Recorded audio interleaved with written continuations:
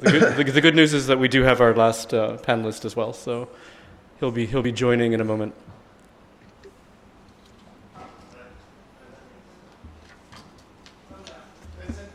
Yep. Is he on?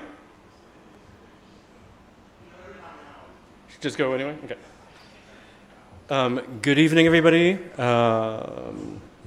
and welcome to this panel about the reopening of Thailand's tourism industry, starting with the Phuket Sandbox plan that we'll learn a lot of details about tonight.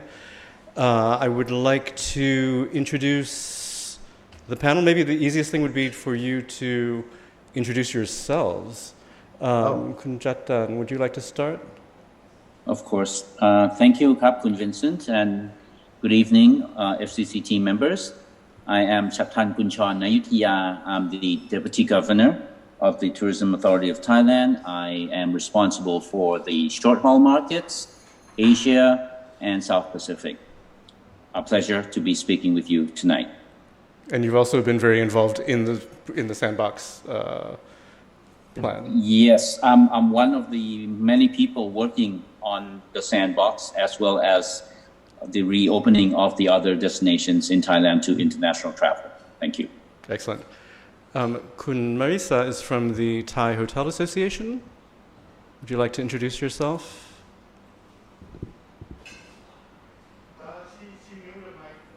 Could you unmute yourself? I'm Marisa Sukoson, and I'm the president of the Thai Hotels Association. We have 1,000 members across the country. We've been around before I was born. I wouldn't more than 55 years, let's say. I just gave away my age. Well, anyway, we're working hard on behalf of the hospitality industry to for government support during this crisis.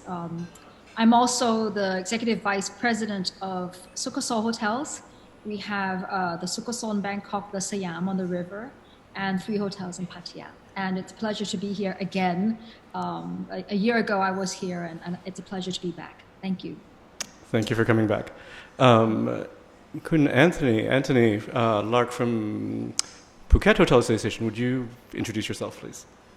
Yes, hello. It's also an honor to be with you tonight. Calling in from Phuket. My name is Anthony Lark, and I'm the president of the Phuket Hotels Association, which is a membership group of 81 hotels on the island of Phuket. We are a fairly new association, only having been formed as a non-profit in 2016. And we've grown to 81 members in that time. We work very closely with our friends and partners with the Tourism Authority of Thailand and Kun Kongsak down here, the president of the Southern Chapter, in addition to the Phuket Tourist Association chief, Kun Bumikit, and his whole team, who have been instrumental in lobbying for Phuket's reopening, of course, together with yourselves. And it's great to be here. I'm also an executive director of the Trisara and Montara Hospitality Group, having found Trisara from the earliest days of our development with Momtree and Kun Narong Patamasavi and his family. So it's lovely to be here, and thank you all for joining in. Thank you for being here. Kun Jean comes to us from the Association of Thai Travel Agents. Would you like to introduce yourself? Hi, everyone. Thank you so much for having me tonight, and it's an honor to be here and to join this panel. I'm representing, I'm standing in from our president, Constitutes Chiwa Ratanaporn tonight, and I am I'm on behalf of Association of Thai Travel Agents. So we're established in 1968. We're also a non-profit organization, and our mission is to promote Thailand inbound tourism.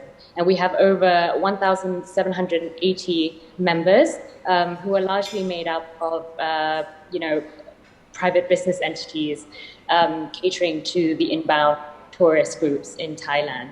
I myself, I'm also the executive director of Holiday Tours and Travel. So we are outbound and inbound agency, and we're also a GSA for Qantas, Jetstar, and British Airways. So thank you for having me. Thank you for being here. And then we have Kun Sripong, who is from the Thai Travel Agents Association, not to be confused with the Association of Thai Travel Agents. Welcome. It's good to see you. And could you briefly introduce yourself, please? Yes, please. It's okay? Yes, we can hear you. Hear me? Yes. Okay, be fine. First of all, I would like to introduce myself. I'm Mr. Sripong, the president of our TTA. I'm sorry to try to use the short, stand for Thai Travel Agent Association, And this association, mainly we do for outgoing. But unfortunately, this year, I was assigned from the chairman of the Tourism Council of Thailand, which is to be in charge, for domestic and inbound, outbound, and the other carrier around 13, in the Tourism Council. So I'll be glad because I just joined this function the first time. So anyhow, I'm not a good English, but I'll do my best. Thank you. Thank you so much for coming. So should we start with a little bit of background about the Phuket Sandbox for people who don't know? Well, actually, maybe I should just leave Kun Chatan to explain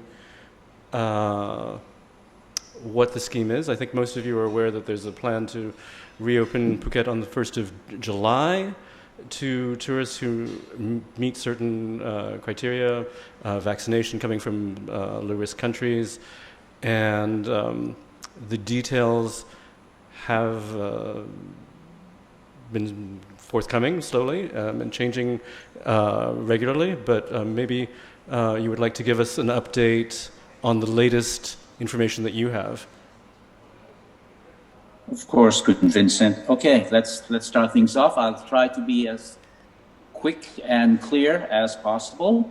Okay, so you've all heard about the Phuket Sandbox. Okay, this is essentially the plan to reopen the country to international travel by it's selective opening, meaning that we will not open the entire country. And this is the mandate from the government, but we will choose certain destinations, certain cities to reopen first. It's a gradual process because, probably the whole country is not ready to receive international tourists, but some destinations are, and in fact need to have international travel to come in order to sustain their tourism industries, okay? So you may ask, why Phuket? Okay, before I go into the PowerPoint, why Phuket? Okay, basically there are about, I would say, 3 or 4 main reasons to have Phuket open first before anyone else, okay, and open in a really comprehensive way. Number one, is Phuket is already a well-known international destination.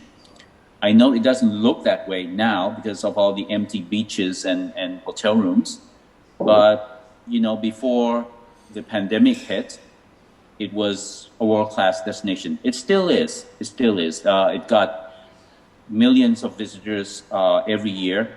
Okay, so it's already well-known. It's already in demand. It's always in demand, the Phuket as a tourist destination.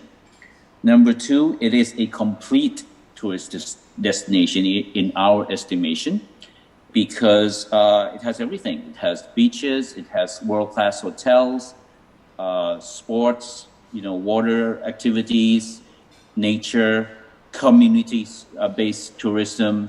It has a lot of things going for it. So it is essentially a very complete tourist destination. Number 3, because it is an island, so it is deemed to be suitable to open in COVID-19 times, because being an island, you can easily monitor what's going on. You can easily, well, not easily, but control can be easier than, say, a destination that has access from so many ways, okay?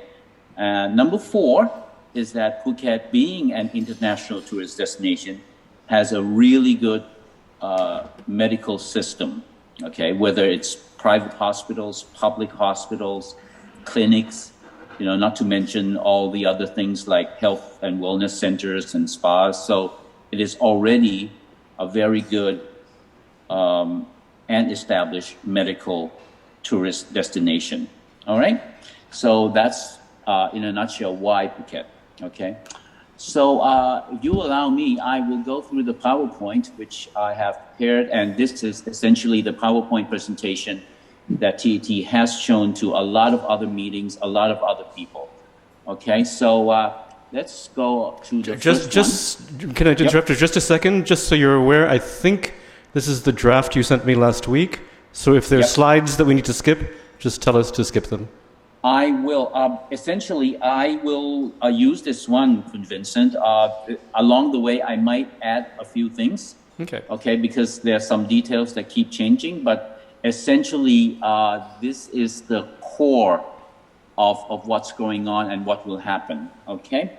Thank you for reminding me. Now, the rules, okay, the rules.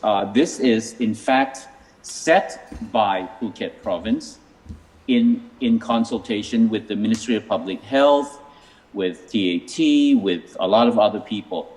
But essentially, when we were planning the Phuket Sandbox, of course, we had to consult with Phuket Province, the private sector there, the public offices there, the Phuket governor, a whole lot of people, okay? So this is the plan that we came up with, all right? So there will be no quarantine. There will be no room quarantine. There will be no area quarantine. This scheme has already been approved by the CESA, okay, Committee for Economic Recovery, chaired by the Prime Minister, okay? So this is a no quarantine scheme, right? However, there will be certain conditions involved in the reopening. Although there will be no quarantine, let me take you through them. Phuket will open to fully vaccinated travelers, okay? Whether it's 1 dose or 2 doses as required by a vaccine, you have to be fully vaccinated, international travelers, okay, to enter Phuket, okay? Otherwise, you will be not allowed to enter if you don't have the complete doses of the vaccine, all right? Vaccines must be also approved by Thailand, okay? There are certain vaccines that have yet to be approved. If you take those, then you cannot enter at this time, all right? But by July, there may be more vaccines that are approved. I will go into that later, okay? Another rule is that after your 2nd dose of vaccine, okay, you have to wait 14 days before you can arrive in Phuket, okay? That's another rule that was required by the Ministry of Public Health, all right? So that's about the entry, okay?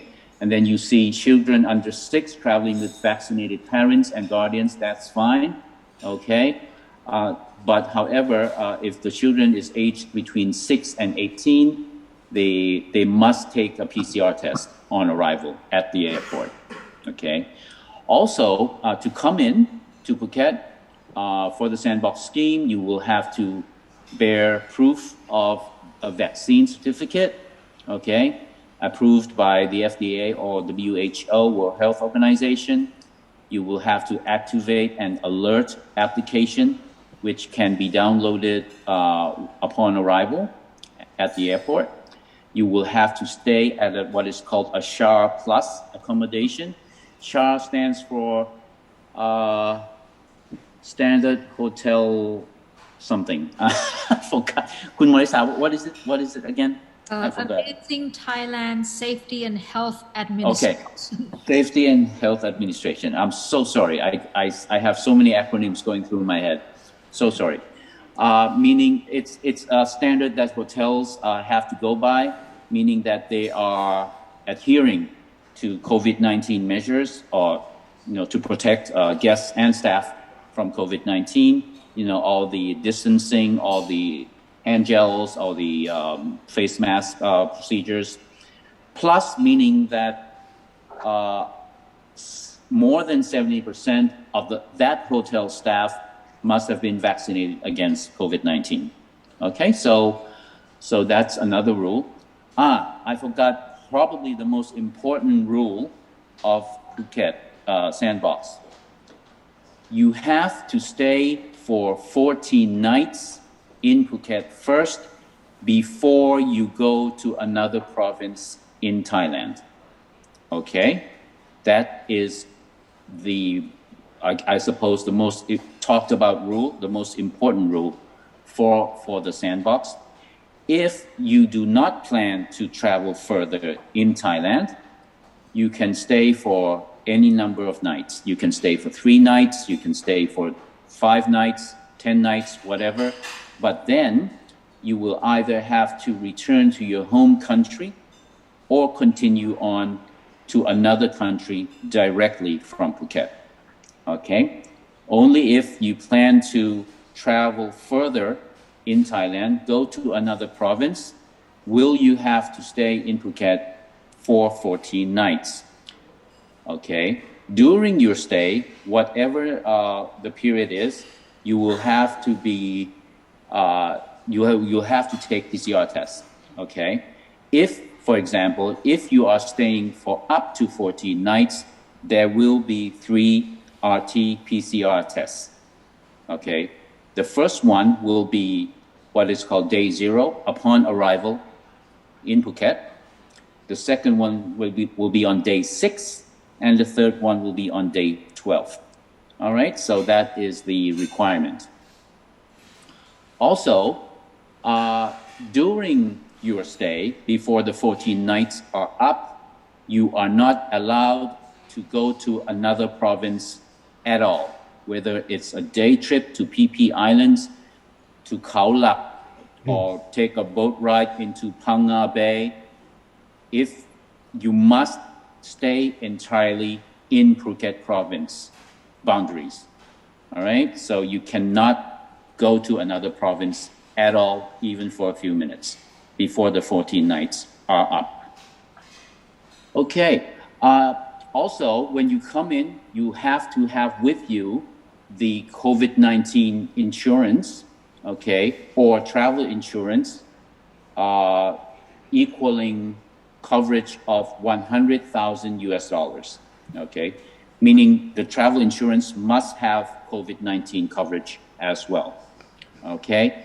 You must also have what is called a certificate of entry, or COE, apart from the visa, okay, which you can get from the Royal Thai Embassy or consulate overseas. Okay, so in a nutshell, that is about that upon entry and before entry, okay? Also, there will be, which we are working out with Phuket province now, some sort of, I wouldn't say tracking, but we need to be able, or Phuket province needs to be able to know your whereabouts. Okay, maybe we haven't worked out the system yet. We are in the process of that. Maybe it's a check-in system. Maybe the hotel will have to call you from time to time. With that is under discussion. Okay, so after the guest has checked into the hotel, there will be a measure or certain measures about those. All right. Okay, so let's move to another slide. Second slide, please. Okay, are you moving along? Is Okay. it this slide? Is this the correct slide? Okay, this is the correct slide. Thank you, because I have on my PC screen as well. Okay, this is basically the big plan, ladies and gentlemen. This is the opening as like a timeline. Okay, so the timeline is on July 1st, Phuket will open. Okay, Phuket will open. I've already discussed that with the certain rules, but other destinations in Thailand will also be what is called rolling out the opening, the reopening. Okay, meaning that but their reopening may be different in terms of measures, in terms of activities than the Phuket reopening. Okay, I won't go through every single one. You have the timeline in front of you. But for example, okay, and in Phuket, you can travel, in the sandbox scheme, you can go anywhere. You can go anywhere in Phuket province, okay? There's no restriction as long as you remain in Phuket province, all right?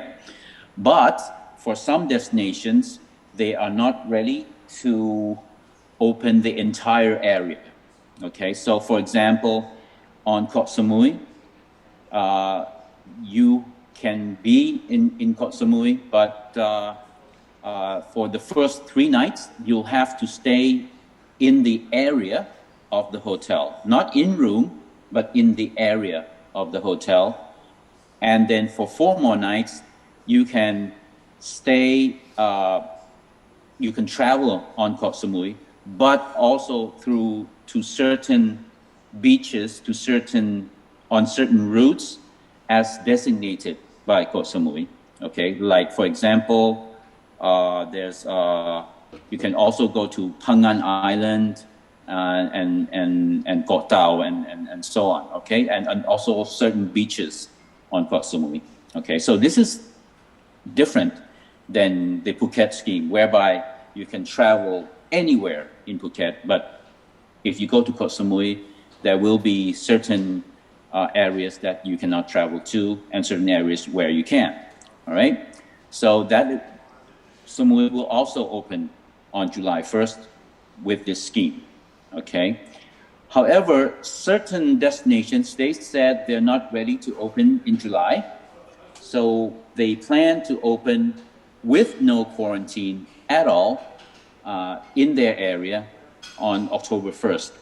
Those will include Pattaya City, okay, and Chiang Mai City, no quarantine, okay.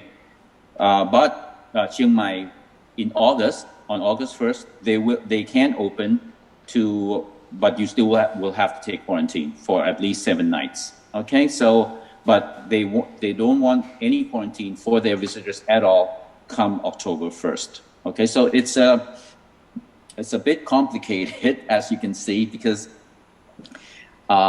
destinations, they're not ready at the same time, and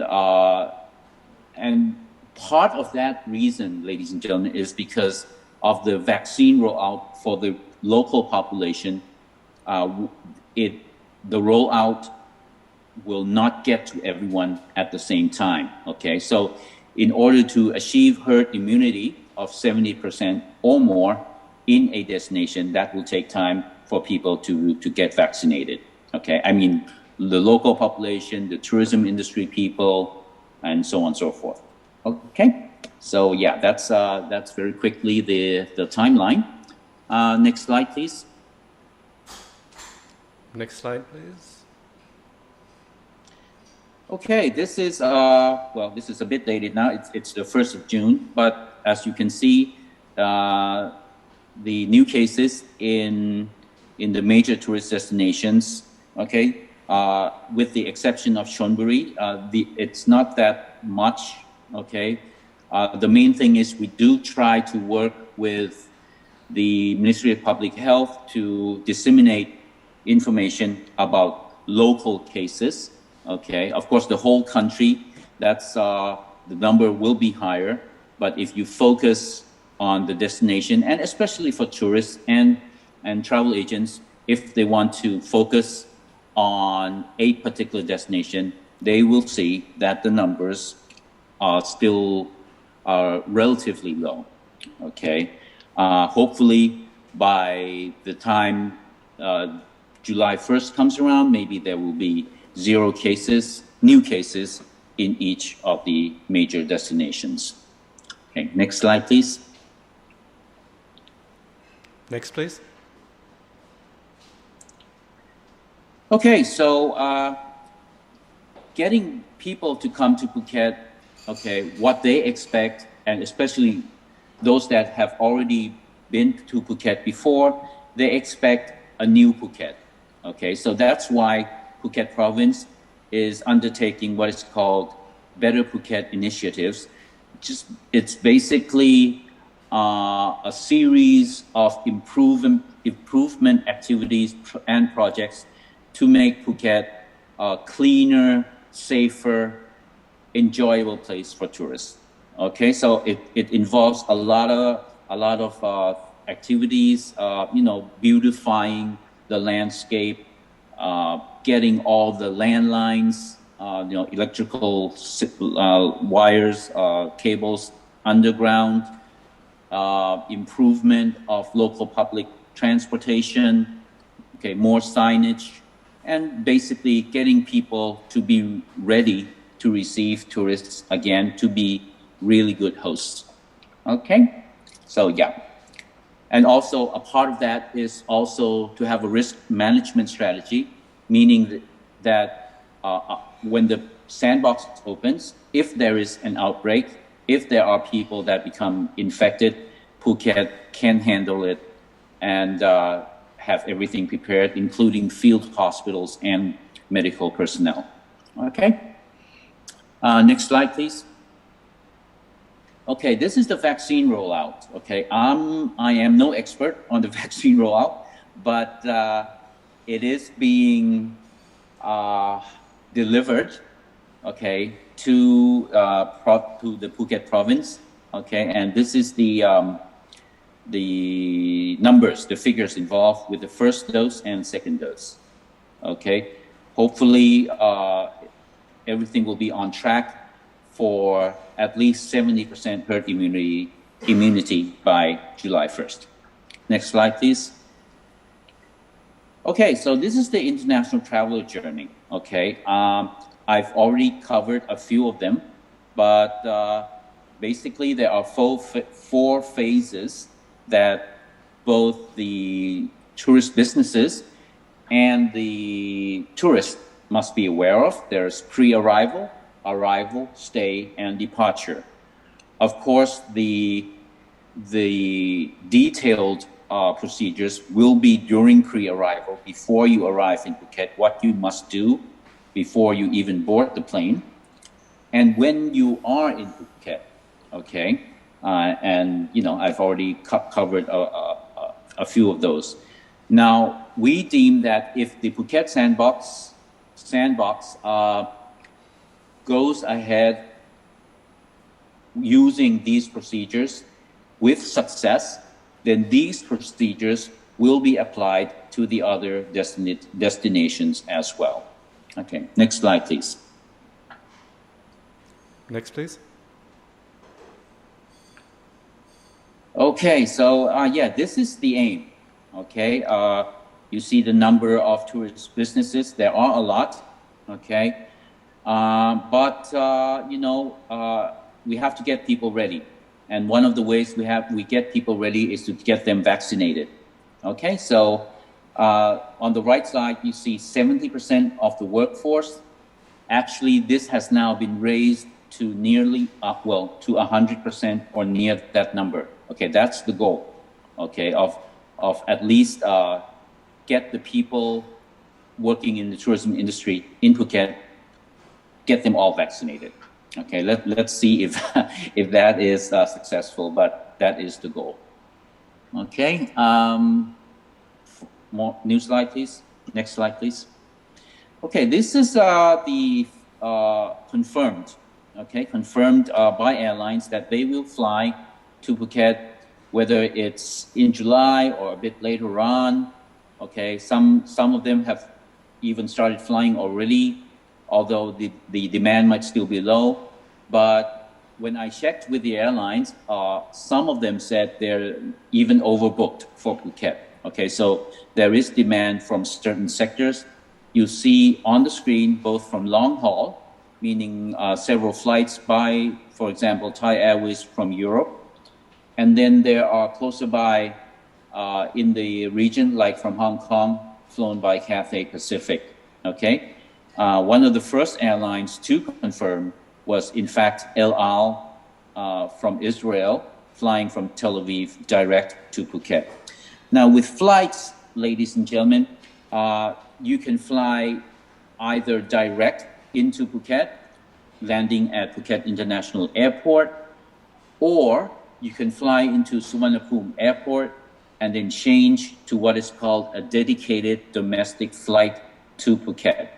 Okay, the E9 terminal will be used at Suvarnabhumi for that. Okay, that is being arranged. Okay, so at the very beginning of the Phuket Sandbox, it is easier, and this is what the Civil Aviation Authority told us, is easier to fly direct into Phuket.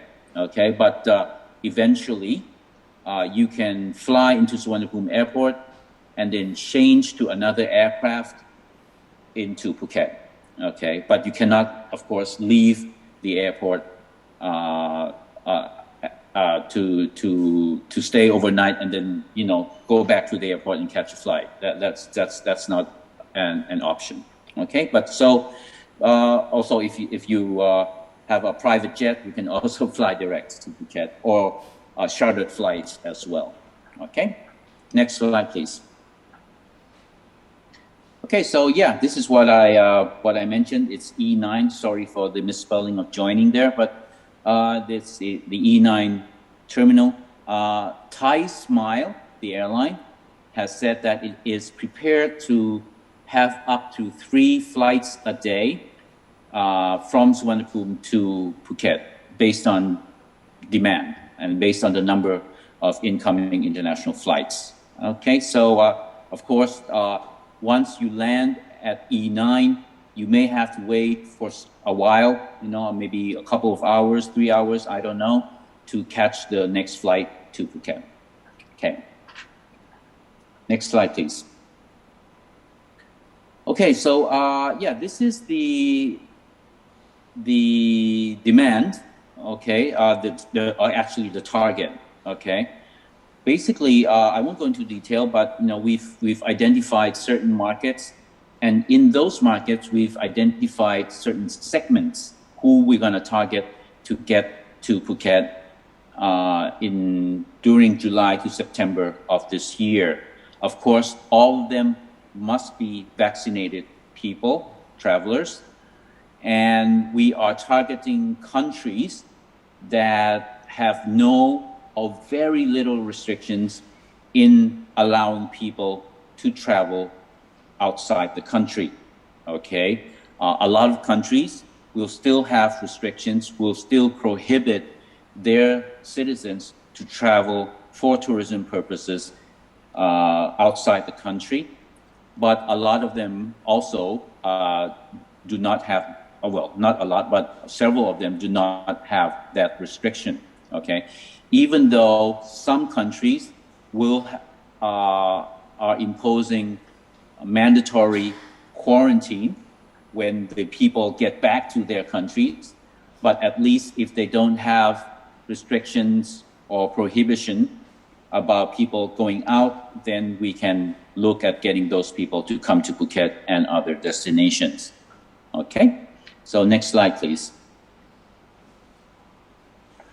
Okay, so we'll kick things off with, well, this is basically a fancy word for fam trips, for meals, both for the media, for bloggers, KOLs, travel agents, airline people, even maybe celebrities, to come to Phuket starting in July. Okay, and this we are inviting people, taking them on a hosted trip to Phuket, whether they're from Europe, from America, from Asia, we are reaching out to those people, all expenses paid, to basically to get them to come and experience the new Phuket and the readiness of the province to welcome international tourists, so that they may pass on the message. If you're the media, then hopefully they'll write something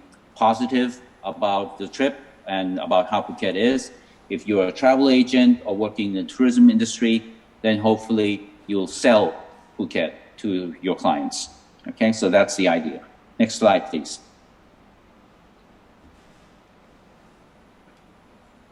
Okay, this is basically a copy of a letter we sent out to the tourism industry, okay, signed by Governor Yuttasak Supason of the Tourism Authority of Thailand, basically confirming that Phuket Sandbox will open on July 1st. And once this letter got out, where it was in the hands of the tourism industry, then a lot of people started to sell Phuket to their clients. Okay, so this went out on May 21st. Yep. Okay, next slide, please. Okay, that was it. Okay, that was the last one. Alrighty, so that's my presentation. Thank you, Kun Vincent and team. Thank you very much.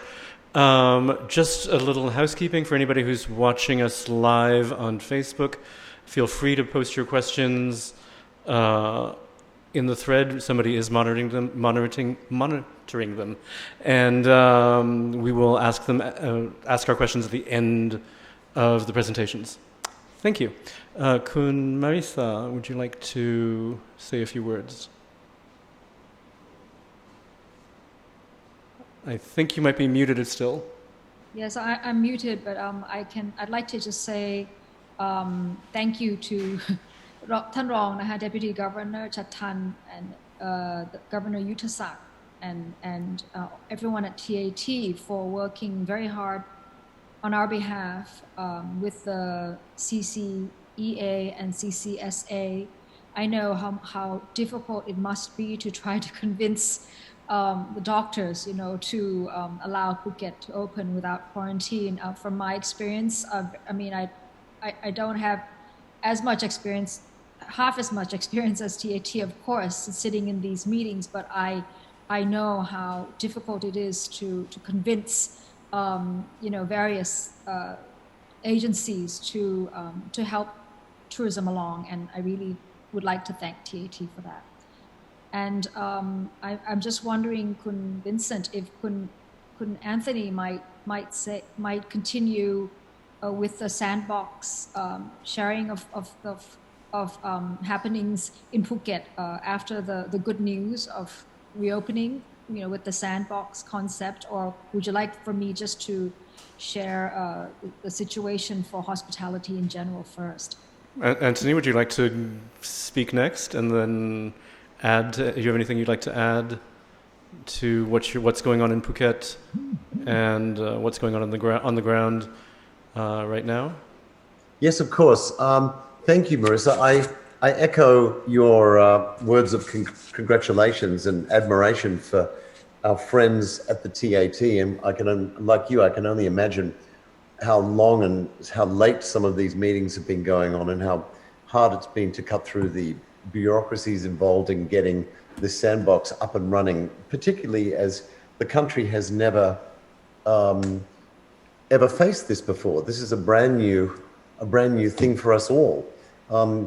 Having been in Phuket for 33 years, I have been through the tsunami and lots of other, SARS and other crises, and there has never been anything to prepare any of us for something like this. So well done. There were lots of skepticism in the market for this sandbox to become a reality, and with only 23 days to go, we are very excited, and the mood on the island is really good.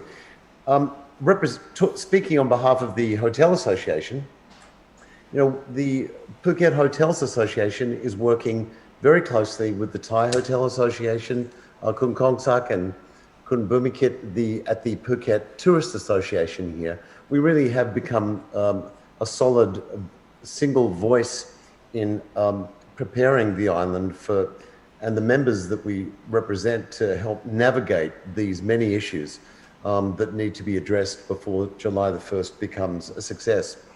Our member hotels are pretty much already 100% vaccinated in terms of their employees.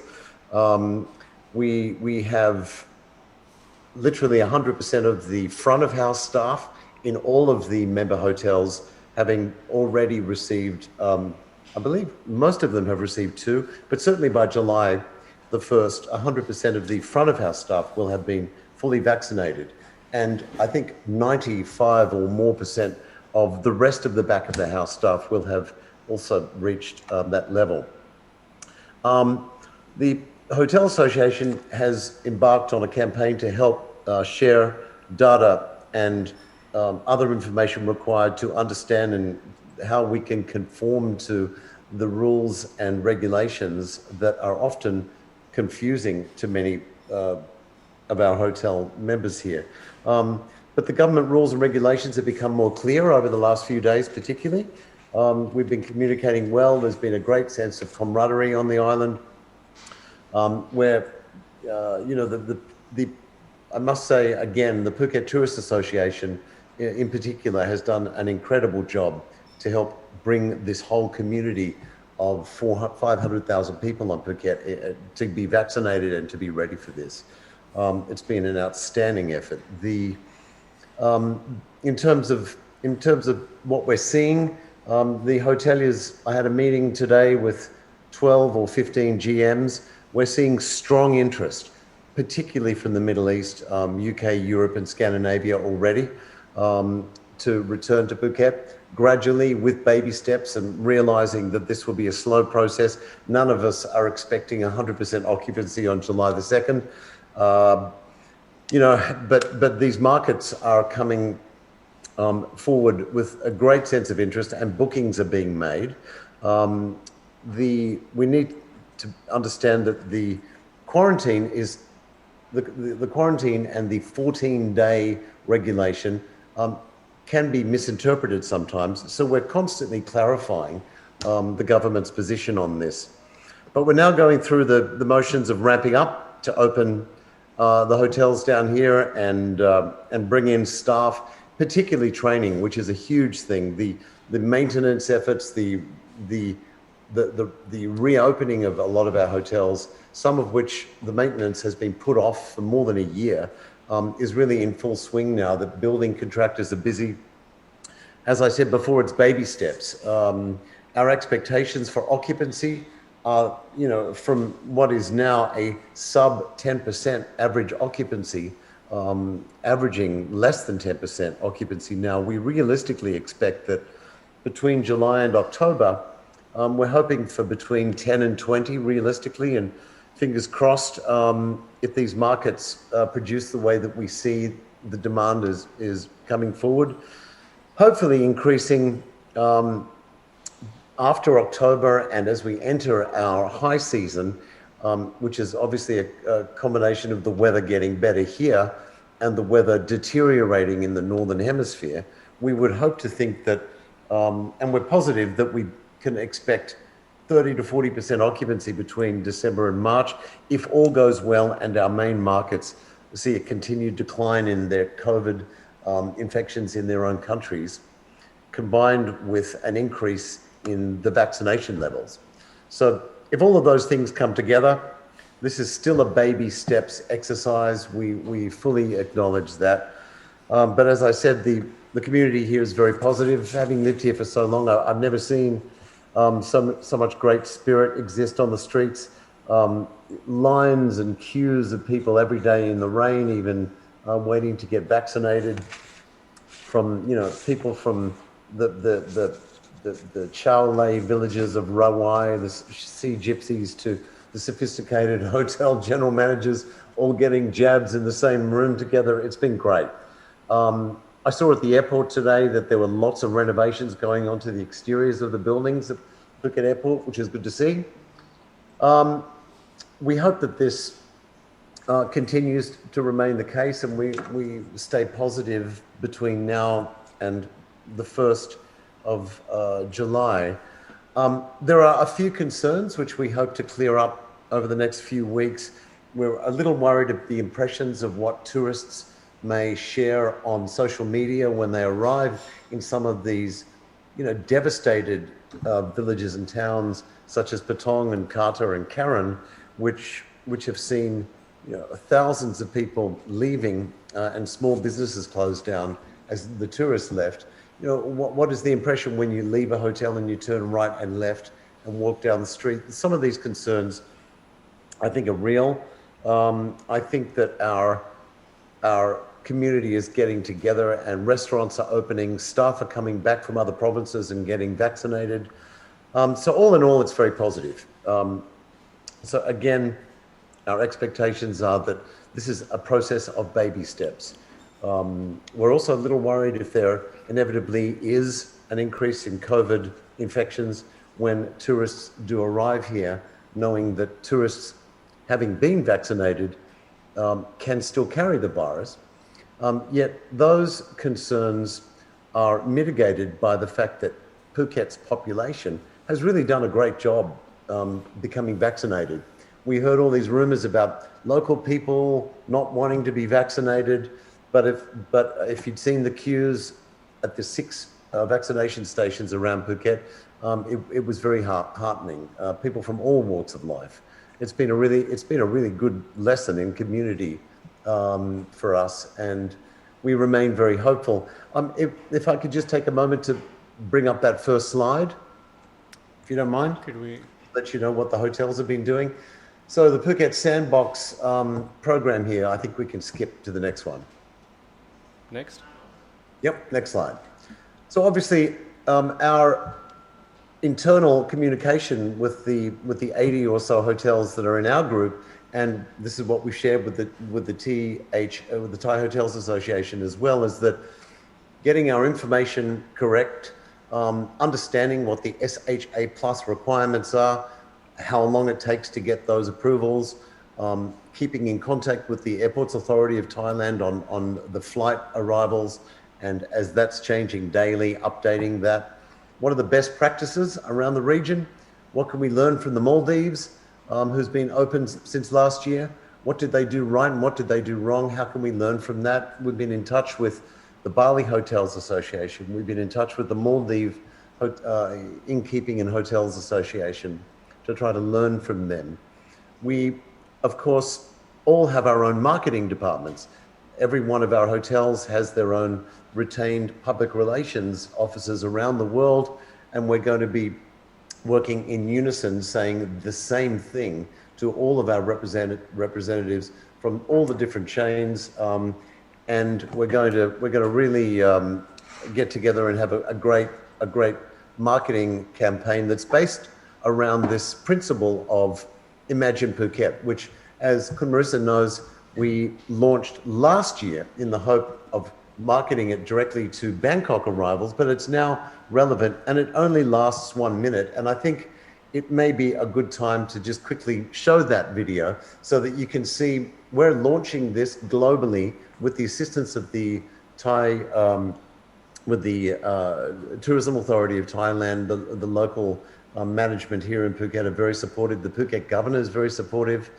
So have a quick look at our video that we produced locally here, which I think resonates with a really good message about the fact that imagine all of these great experiences on Phuket and the fact that we're really ready and waiting for you.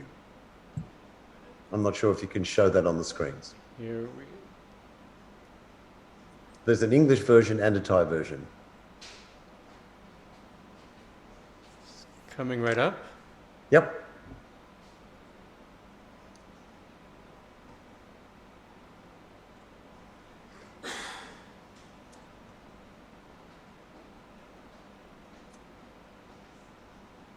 Sorry, I didn't give you more notice on this. There it is. Imagine a time when once again you will be free. Free to travel, to explore, to be with those you love. Imagine that smile beckoning you close. Imagine the limestone cars dancing on the horizon. Imagine that aroma with its taste of the ages. Imagine that moment when the Andaman breeze brushes your face. Imagine that freedom. Imagine Phuket.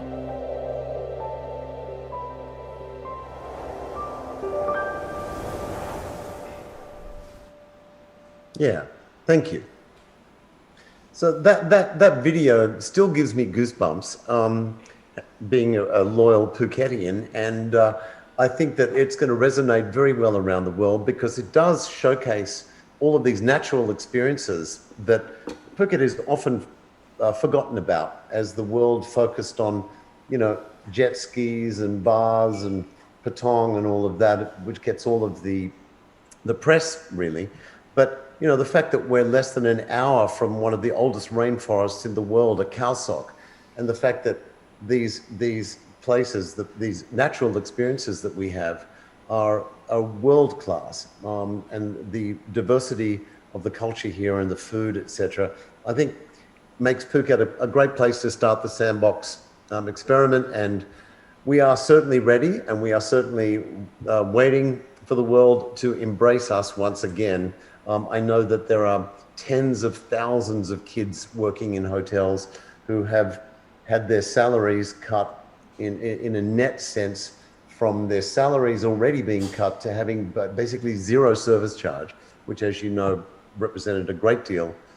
The tips bringing their take-home pay, and they're all supporting their families, often outside of Phuket province. So when people come back into Phuket, the net effect of this income is being felt nationally, and particularly in the southern provinces where a lot of our staff come from, in Phang Nga and Nakhon Si Thammarat and Trang, etc. So thank you again, and as a message on behalf of the local Phuketians, come and get a jab and come and visit us. We are ready for you. Thank you so much, Kun Anthony. Where should we go next? Marisa, would you like to speak last? Are you there? I can speak anytime. I'll be representing the hotel sector. Okay, so why don't if you don't mind finishing that way, because you'll talk about things beyond Phuket as well. Okay, sure. Yes. Kunjin, are you out there? Yes, I am. Could you say something about what your members are primarily inbound travel agents? Would you like to say something about how you see things and how you see the reopening? Yeah, of course. I mean, the Phuket Sandbox for us is fantastic news. We're very excited for it. And we've been working very closely with all of the organizations, including TAT, THA, and also the Phuket Tourism Association as well. I mean, in terms of inbound agents, ATA alone, we represent 15% of all inbound travelers coming into Thailand. So it's a significant amount. I think, so Phuket Sandbox for us is definitely a priority. And for us, it's an opening, a chance for our members to rebuild, for the whole industry to rebuild. So in terms of ATA, what we've been doing, we've been working very closely with TAT from the start, even at the beginning of discussing Phuket Sandbox.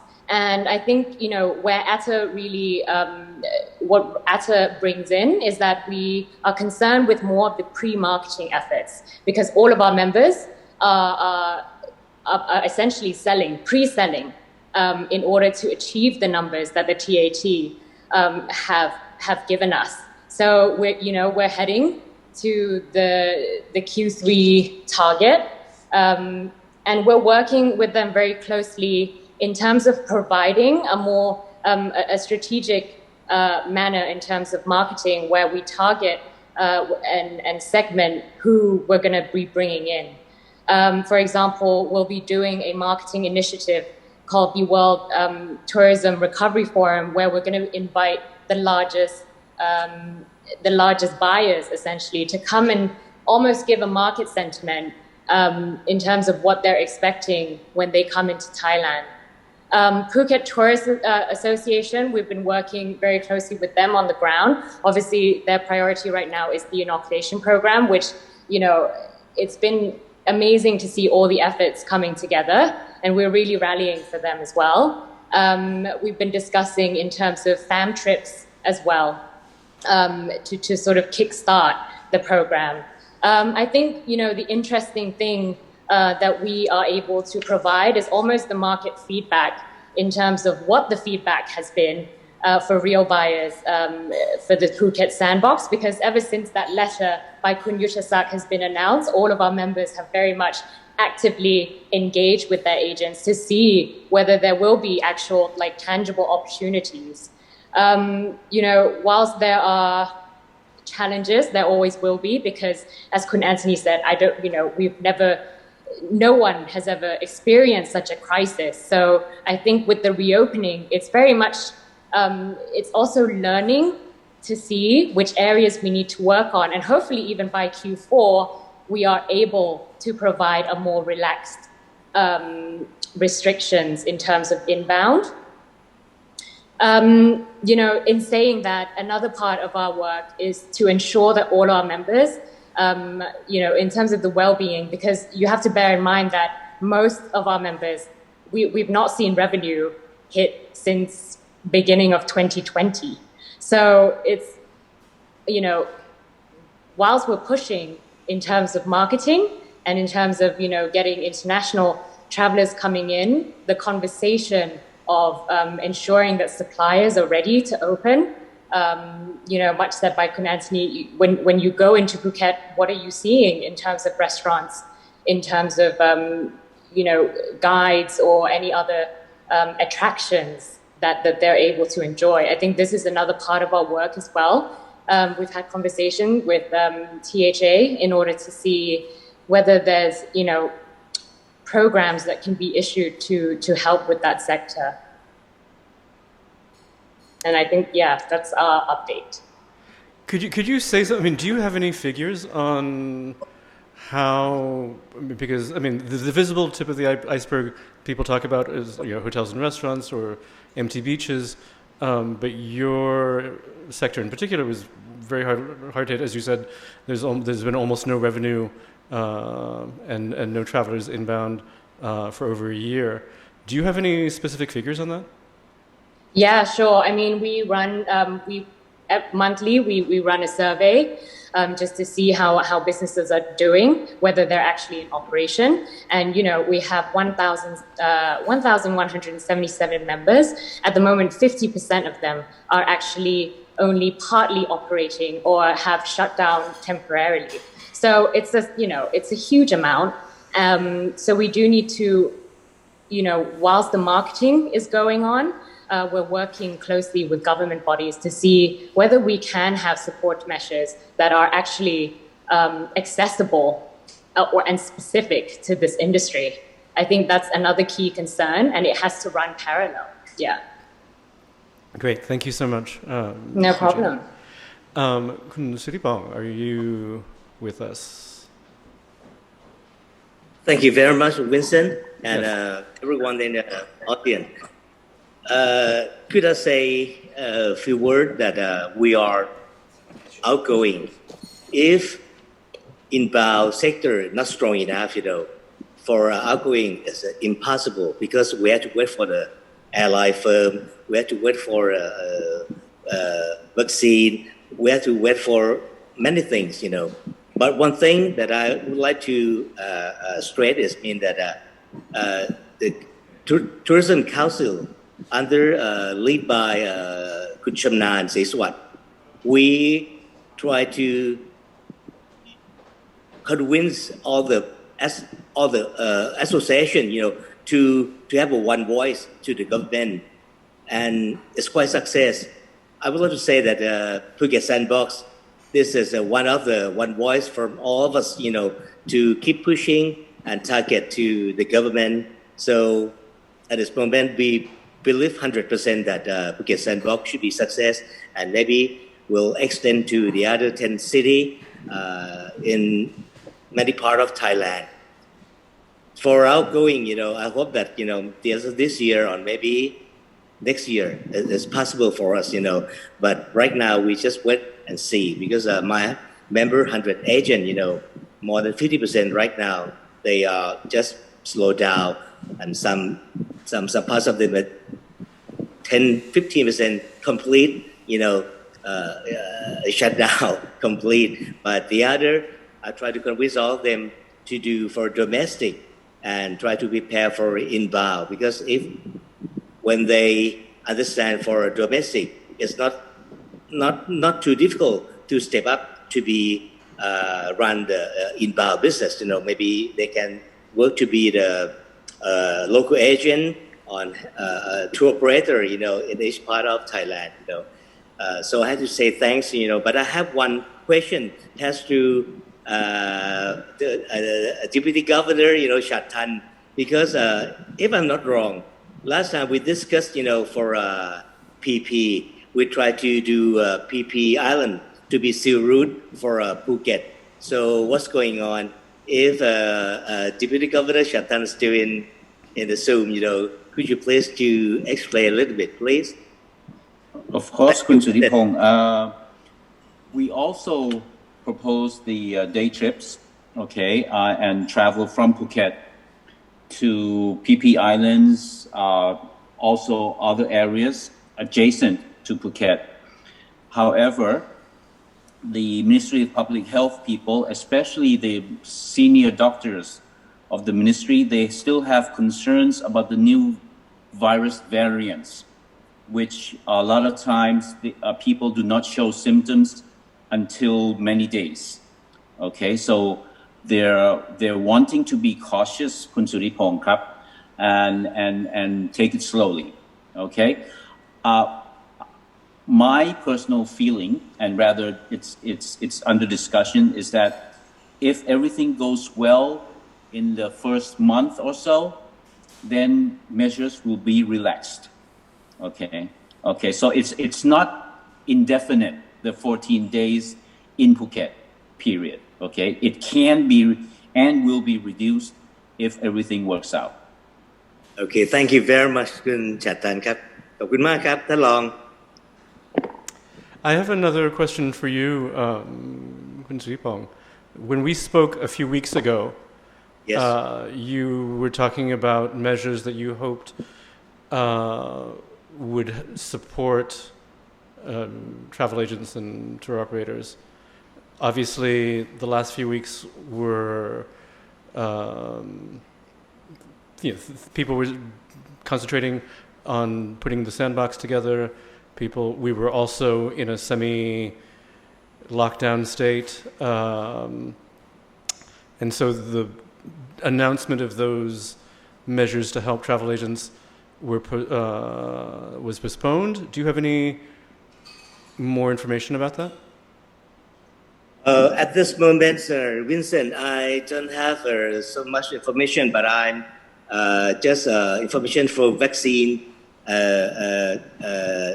tourism, that I try to conclude with the Ministry of Tourism that any agent who want to do vaccine tourist, tour, you can operate, but you can't propaganda and advertising, because you have no right to advertise on propaganda, because you have no license.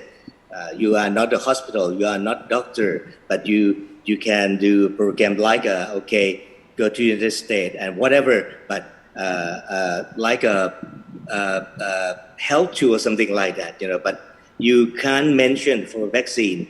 But for the other Phuket Sandbox at this moment, for outbound agent, we not concerned so much, but my personal, because I be the board committee of TAT, I will approach one things to the board for next meeting. that, okay, the 1st of July, you open for a tourist from overseas.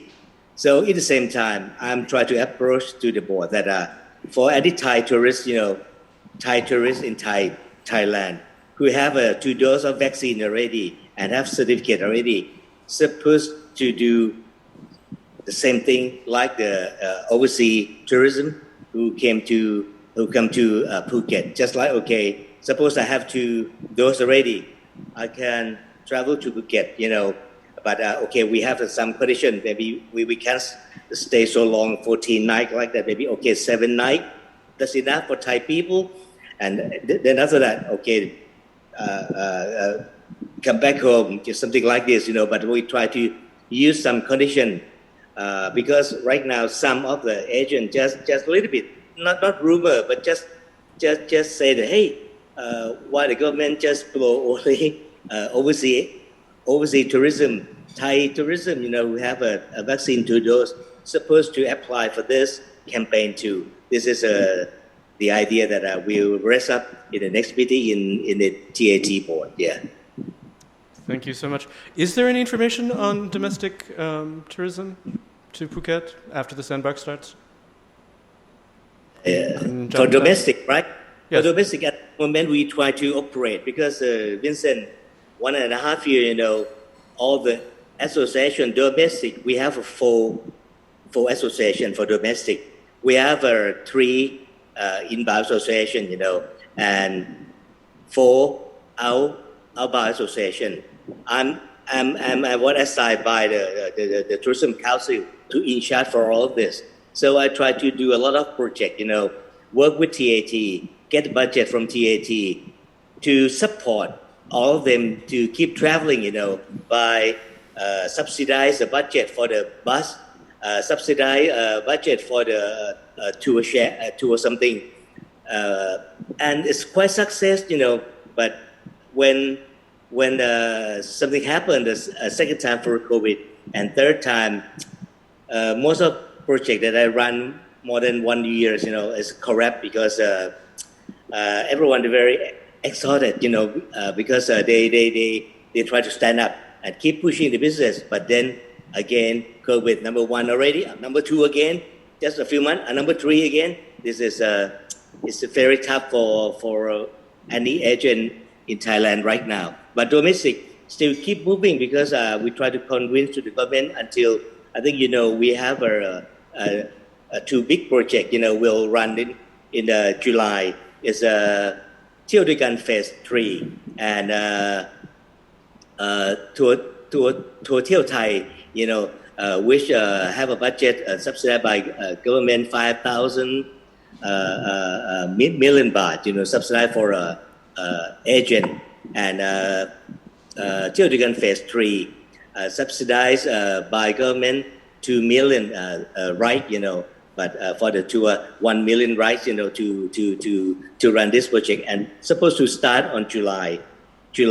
So it's quite matched for the inbound start 1st of July, and domestic we try to run in the middle of July, on the end of July, and end up in the 31st of October. So I believe that instead of we waited for inbound overseas tourists, we can replace by Thai tourists since the end of July, August, September, October, and December. I think domestic should be run 100%. Thank you. Thank you so much. Kun Marisa, are you with us? Yes, I'm here. Please go ahead. Yes, of course. You asked if Thais could travel into Phuket. I believe that was you were wondering.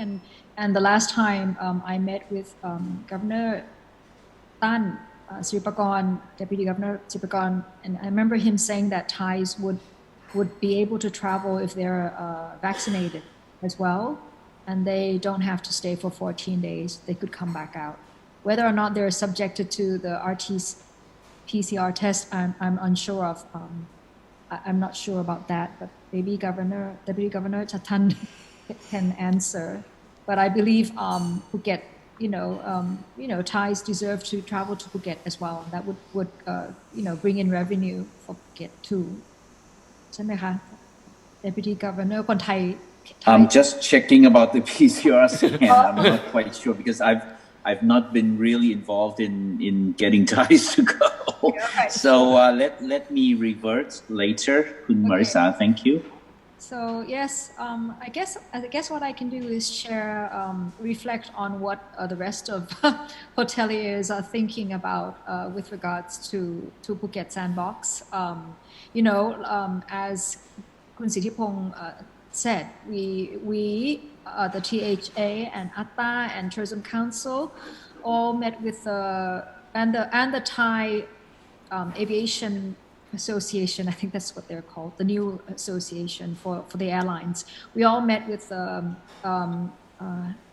minister to help Phuket push forth the sandbox, and we believe that with the sandbox, with Phuket opening up, that will speed up the process for other destinations as well. If Phuket Sandbox would be delayed, if it would be delayed, then the rest of the destinations in Thailand would have to wait as well, wait even longer to welcome tourists. So I think Phuket I think with the Phuket Sandbox, we are signaling to the world that we are ready to welcome people back, that Thailand is still here. And I was listening into Kun KP Ho, he's the executive chairman of Banyan Tree. He said that Thailand is the first in country in Asia, or Southeast Asia rather, to open up to tourists. I don't know if that's correct, but Bali is not yet opened either, so Phuket is ahead of everyone else. That being said, with the 14 days quarantine, we were hoping that travelers would use Phuket as a springboard to other destinations, but with 14 days quarantine, that's a bit more difficult, because that means that they'll have to stay in Thailand longer.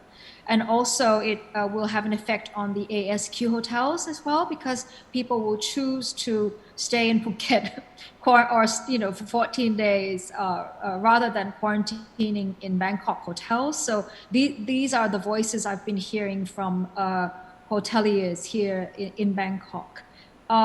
With regards to vaccinations, it's extremely essential that hotel workers are vaccinated.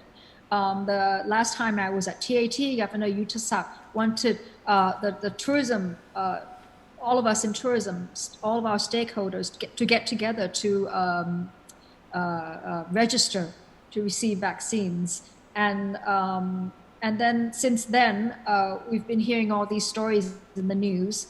And in Pattaya, there was supposed to be vaccinated, the hoteliers, and now half of them are. The vaccination program was halted.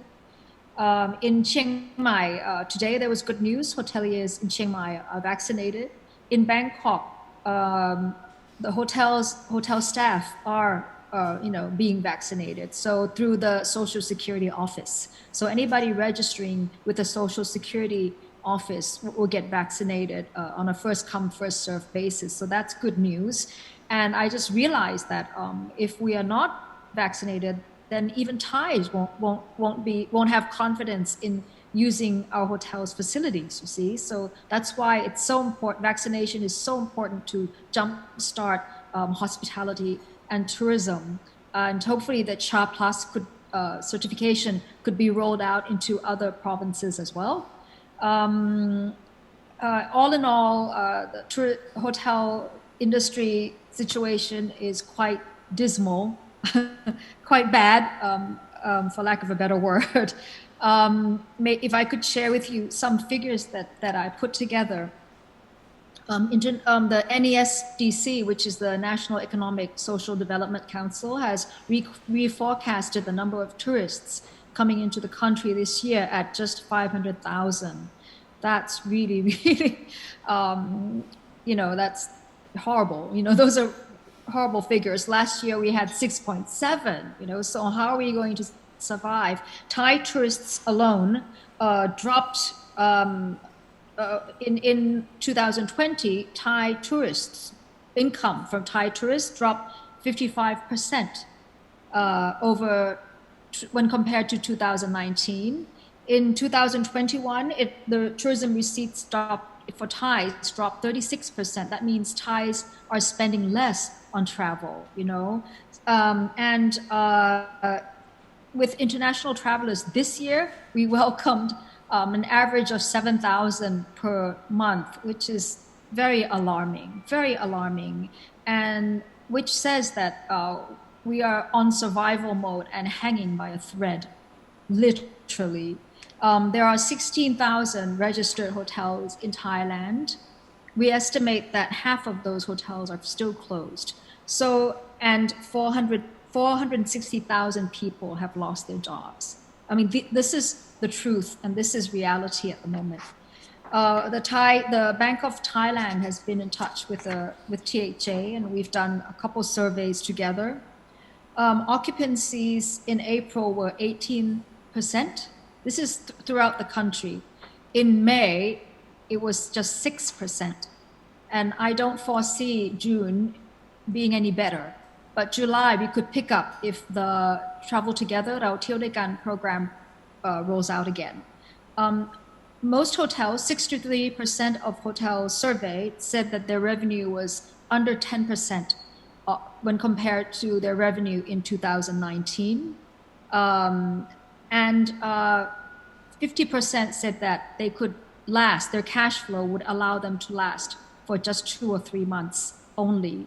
And hotels are asset heavy and have very high fixed costs. So it's a concern if you think about the entire industry, the SMEs as well. It's a big, huge concern. When compared to Tom Yam Kung crisis affected investors who borrowed in US dollars, and when the Thai baht devalued, and that increased our debt. But the COVID pandemic is a catastrophe equal to World War II. That's what Kun KP said, and I believe him because there's so much at stake. And it has affected everyone, not just owners, but even the banks, and the workers too, who have been underemployed and underpaid for 15 months now. It's long term, and whether or not we can last longer than a month from now, it's concerning. So we keep reminding ourselves, and the government knows this, that tourism accounts for 21% of the Thai GDP. Of that 21%, 25% of that is for accommodations. So accommodation receipts make up 25% of the entire tourism revenue. So I'm quite concerned about the survival of hotels, as we know that many will not reopen again. Will be heavy in debt and not reopen. Most are unconcerned about the future, so cannot even do a business plan for the banks. So we're in a kind of what do you say? In a box. We're boxed in at the moment. So I read and I overheard in the news 2 days ago that the government will roll out a co-payment scheme for SMEs, Kun Suthipong. And that's good news. But a lot of the hotels are not SMEs. I mean, most of the affected hotels are those with high number of employees. They're not SMEs. So how can we get the government to understand that the assistance must be sector specific to help hotels restart? I mean, the title of this seminar is Restarting Tourism.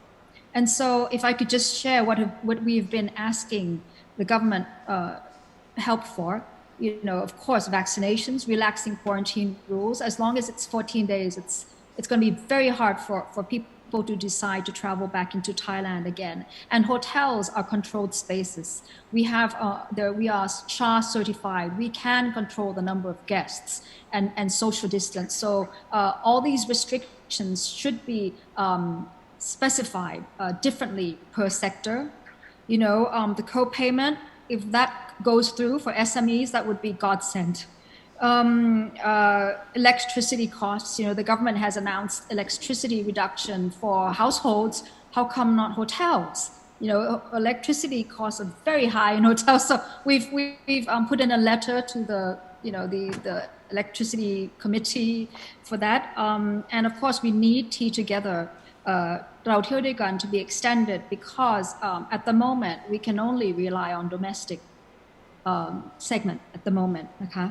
And you probably have heard about the asset warehousing scheme, which allows hotels and other businesses to pause on their principal and interest payments, but there are conditions involved, and which which the Thai Chamber of Commerce is in discussion with Finance Ministry on easing those restrictions so more hotels could enter in the scheme. So those are in place, and I think we can't make assumptions as to whether or not it will be effective. It's not long enough. It will take a while until we know, because the discussions between hotels and banks will take a while. I think that it will take 2 years for recovery, for hotels to rehabilitate from long-term revenue loss. I mean, how could you? I mean, if it's just too long, losing and not profiting for 2 years is eats into your bones, And so tomorrow, actually, I'm going to Atta,นะคะคุณจิน and the Minister of Tourism will be there. And so we're going to talk about the rehabilitation fund. And hopefully during the 2 years, upcoming 2 years, maybe we can access those funds at a very low interest rate to kind of stay alive, keep us alive. The tourism tax is being talked about, and maybe in the future we could use funds from the tax, tourism tax, 300 baht per person to help us somehow. And of course, in the next 2 years, tax schemes, tax deductions and exemptions will be important for hotels to keep afloat. And as we open up, I don't think hoteling will be the same. Right now, the biggest change that I've seen is in corporate meetings, and just meetings in general, where numbers have been reduced to half or even more than half. I mean, from 200, usually, if normally a meeting would be the size of 200, now it's reduced to 20, and the rest are broadcasted through, virtually. So hotels coming back, operating as usual. Well, I think that will take. We don't know. I just don't see corporate or incentives, MICE, coming back as in the same way they did before. That will definitely change. I mean, everyone has to focus more on domestic because Thai people are in Thailand, and if we should ever face another pandemic, we would have to. We only have Thais to help us, so we have to work on that, I'm sure. Then medical wellness will be a trend. Every hotel now has to have a license to operate wellness programs. You need a license for that. That will be up and coming. And sustainability, have a big heart for sustainability, and hotels need certification. We need to promote sustainability as a country to renew Thai tourism. And of course, I hear from the banks and from a lot of people I talk to that Thailand has to manage excess supply. I've never heard that before from the government. Now I'm hearing that more and more. What does that imply? That means that, the government has to apply stricter regulations, and create more laws, like adjust laws to incorporate more of more types of hotels, and maybe have regulations for Airbnb, just managing supply, and making sure people are operating sustainably. So these are the things that I think are in the talks and in the thoughts and ideas of people moving forward as we reimagine tourism and hospitality. That's it for me. Thank you so much, Marisa, for a very complete analysis and also a very complete wish list of things that need to happen, that you would like to see happen to save the industry. It was actually, and you by just making that list that you gave, you actually anticipated my last question, which I was going to ask everybody on the panel. If you could change something, if you could make something happen that hasn't happened yet or isn't planned yet, do you also have any wishes or any plans for what could happen next that would help the industry, that would help travel agents, that would help hotels, that would help tourism and hospitality overall? Would anybody like to jump in?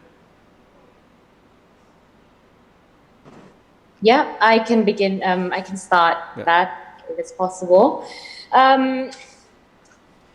So for us, I think concerning Phuket Sandbox in particular, because we've been receiving so much feedback from both airline carriers and also inbound, buyers, real buyers, I think the good news is that the demand is definitely there. We're seeing Thailand or even Phuket hit top 5 of the list of almost like wish list for holidays. So the demand is definitely there. I think for us, if there's any immediate sort of wish list, it would be any programs that will help with conversion. So what are we talking about in terms of conversion? I mean, even for us to start negotiating with carriers to see what sort of incentives or an environment to create a better environment for them to operate. I think what we have to bear in mind that it's I think we're making great headway with opening, but we also need to balance this out by doing some really proactive marketing strategies to attract these people to actually come back.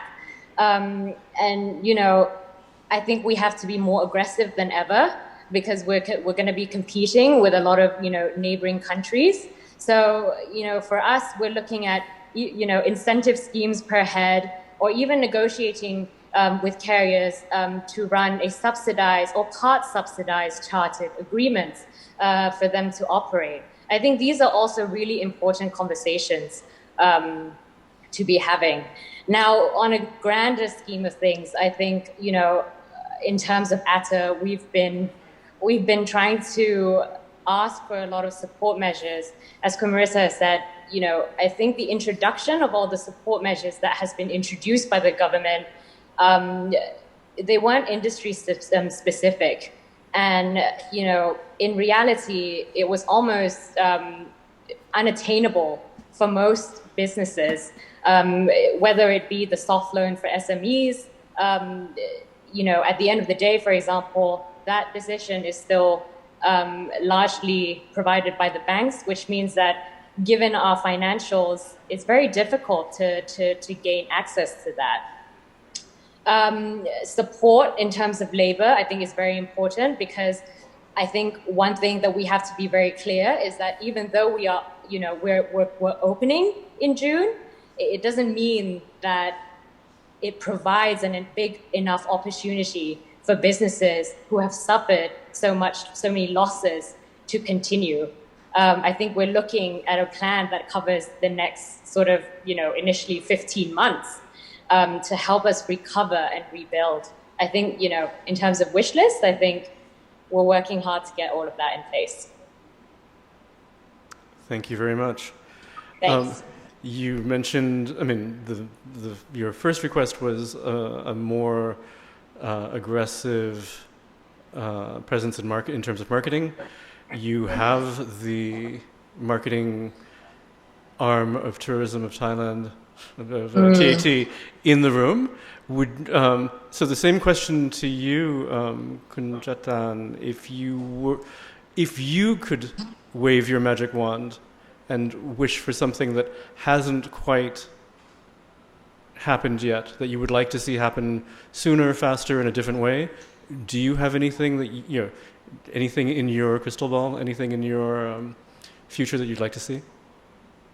Okay, well, thank you. I wish I have one, the magic one of which you speak. Actually, I need several. However, the magic wand would involve, I guess, getting the people that are behind the scenes, the government, the private sector, to go in the same direction. Okay? Everyone has good intentions. Okay? However, to get, like everyone has said, this is a totally new situation. And so it requires a very positive mindset and, for everyone to be aligned to go together. Okay? It's happening, but it has taken time. Okay? And it has taken valuable time away from a lot of things.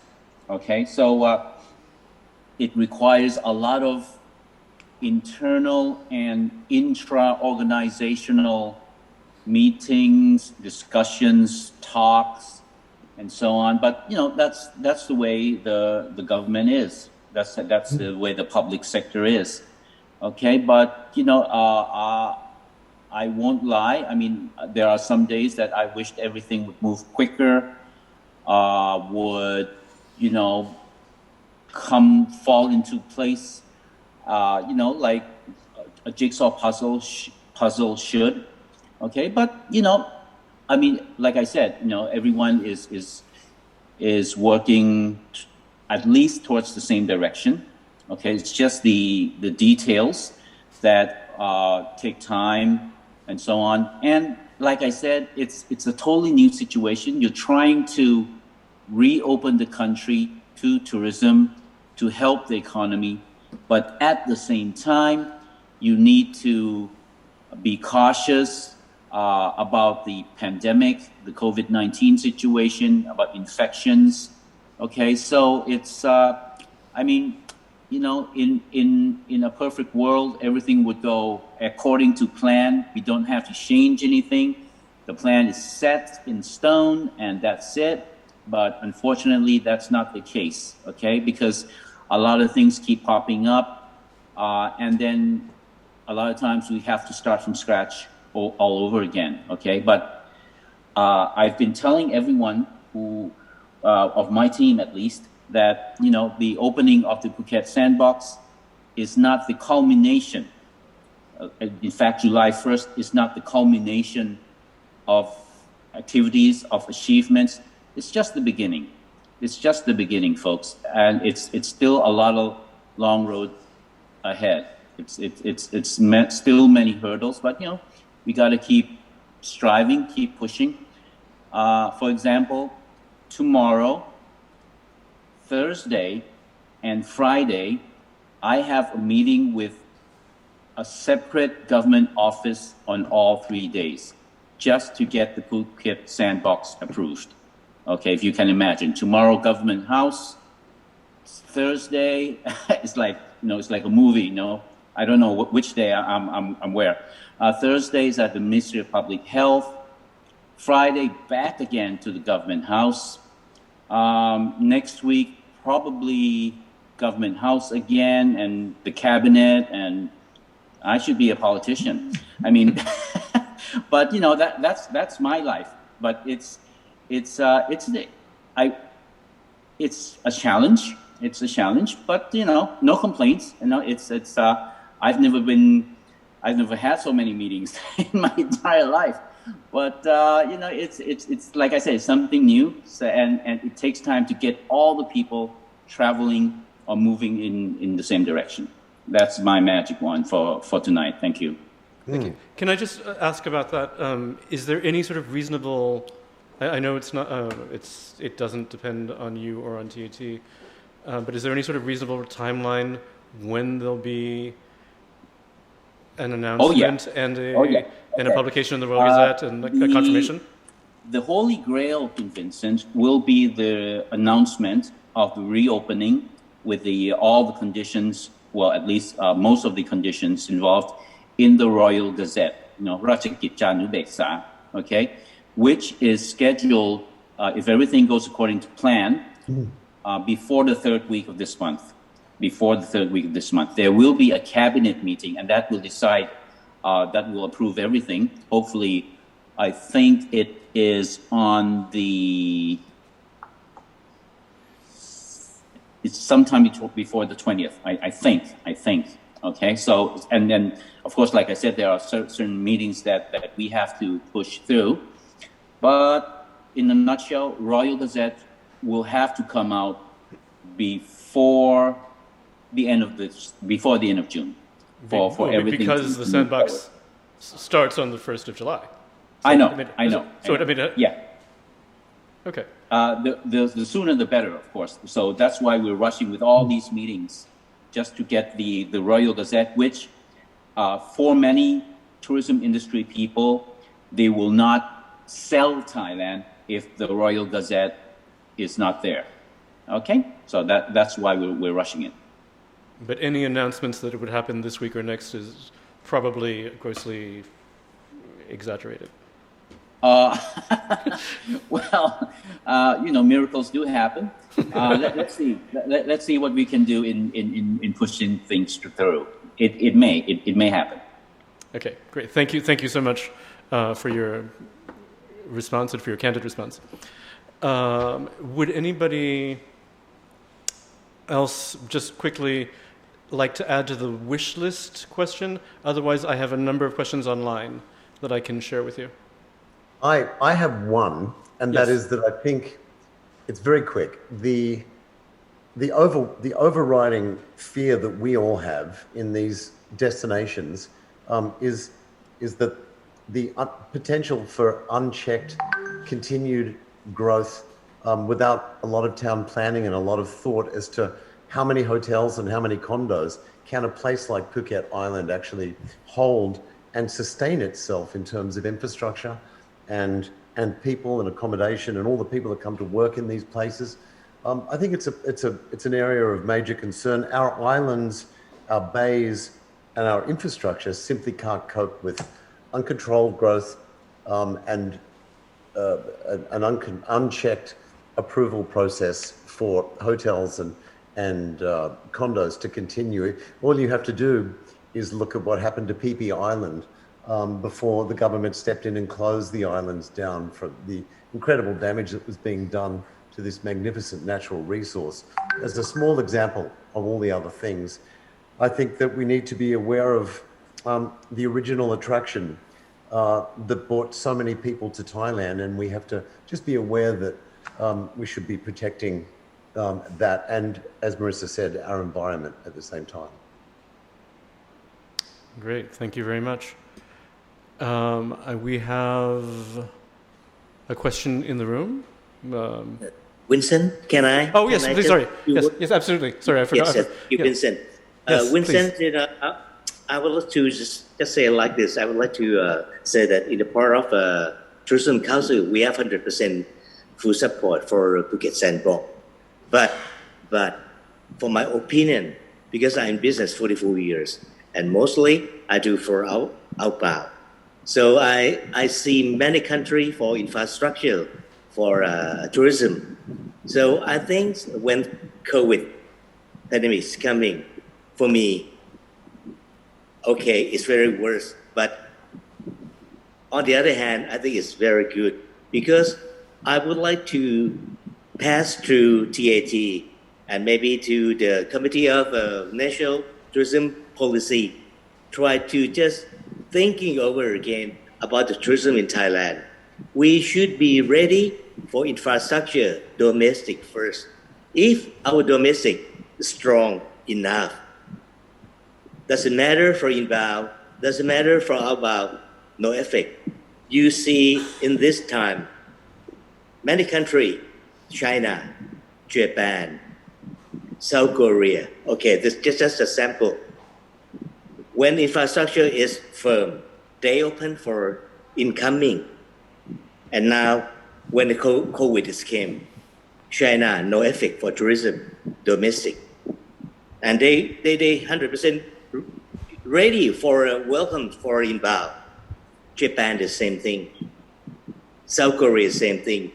So at this time, more than 60 years, the TAT, they run for, tourism. And right now, around 20 years, TAT became to be one part of marketing in tourism. So I think that, it is very miracle if we can restart again and make the infrastructure for domestic to strong as much as possible. And then in that time when COVID on the other disease come to Thailand again, it's not so big effect right now. This is from my opinion, sorry. Maybe it pass to คุณชัดทันนะครับผมฝากไว้ด้วยแล้วกันครับ Thank you. Thank you very much. And of course, domestic tourism is going to be a huge component for Thailand for quite a while to come. Question in the room. Okay, I'll try to keep brief. Hi, thank you so much. My name is Panu Wongchaum. I'm from Reuters, and I'm also the president of the FCCT. I would like to thank all of you for joining us today. I have two quick questions. First of all, to the Deputy Governor and also Kun Anthony. You mentioned that the sandbox idea, Kun Anthony especially, you said that in the first few months you expect 10 to 12% on average occupancy, and then towards the high season about 30 to 40, something like that, right? Can we get some figures in terms of numbers? Like what does that mean? How many incomers are we expecting between July and then during the high season? I think to the TAT as well, that question. And the second question is that this sandbox idea and all that we've been discussing tonight, it seems that it really aimed at the luxury segment of the market at the very least, or at least a very targeted segment of the market. When are we looking at the other segment, the semi-mass? I'm not talking about, return of mass tourism, but what about the other segment of the market? When can we expect that to kind of re-enter, Thailand, Phuket, and elsewhere otherwise? Thank you so much. I don't mind answering on the numbers that you referred to, because as I mentioned, these were very high-level forecasts that we had based on almost no historical data, and we had to just, with a crystal ball and hold our finger up to the air and pick numbers out of the sky. But this is realistic based on what we know about airlift. Right now, we're using these numbers based on how many hotels we have in Phuket, and the number of tourists that can potentially come, given the amount of flights that we see having already reserved spaces to fly into the island. But we don't know the loading on those flights. Most of the people haven't yet booked on those flights. So it's, as I said, it's crystal ball gazing. We have no numbers yet. Probably won't until, July and August. Okay, and thank you, Kun Anthony. My turn. Overall, we do have a target for the 3-month period, July to the end of September, not only for Phuket, okay, but for the whole of country. The target is 129,000 international visitors into Thailand.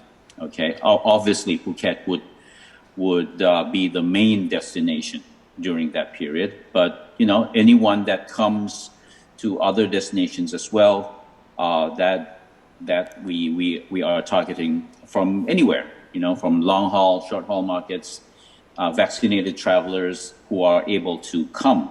Okay, having said that, your question about targeting high income travelers, not really. Obviously we want people to come and spend money in Phuket. Okay, and for that to happen, of course, we have to target at the very least people that have the propensity to travel, to fly, and to spend money, okay?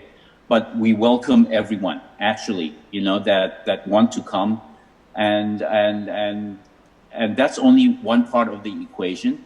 The other part is where Phuket comes in, okay, and the other destinations if they choose to go there. There must be interesting tourism products, very good facilities, services, high standards, clean, healthy, safe. So it's like a concerted effort.